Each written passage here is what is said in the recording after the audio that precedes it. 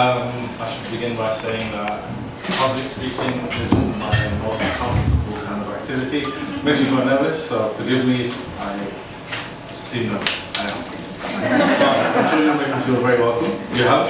Well, thank you for a great evening. I'll start by picking up on the topic of the cauldron, a mixing pot, a patchwork, all those kind of ideas of a place where people mix and come together. London being that, the cauldron being that, and Somali people from the Horn of Africa, Somalis in particular, have been coming to London since the 1850s. Initially as sailors, as people who worked in the engine rooms in the kind of the British Navy ships. They settled initially in Cardiff and then moved down to London. So we've been here for a while. My journey started almost 150 years later.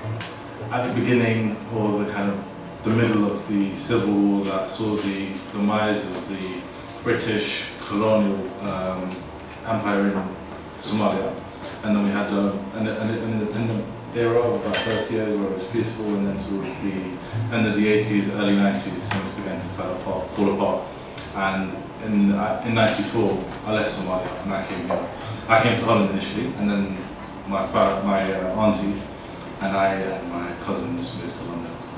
This is where I was educated, and so for the last 15 years I have been a Londoner, as well as a Somali, a young black man, a North Londoner, all those really kind of different, at times complicated, at times contradictory, at times they work together quite well, identities. And London's been an amazing place that has allowed me to live each one separately, but also bring them all together in that there are lots of people from lots of different places who call it home, and each part of my character has found a place to express itself and kind of be itself, as it were, and that's been really cool.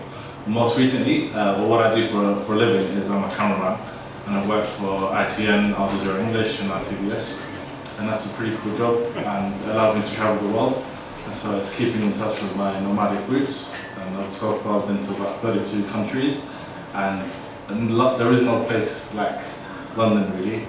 There isn't a place as diverse, as individual, where all the communities are kind of separate and together at the same time. The Americans, some people say, are kind of ahead of us in terms of how that they are kind of more multicultural, but I think they have a different sense of what integration and assimilation means, and London and England does that really well, and I think I'll leave it at that. Thank you.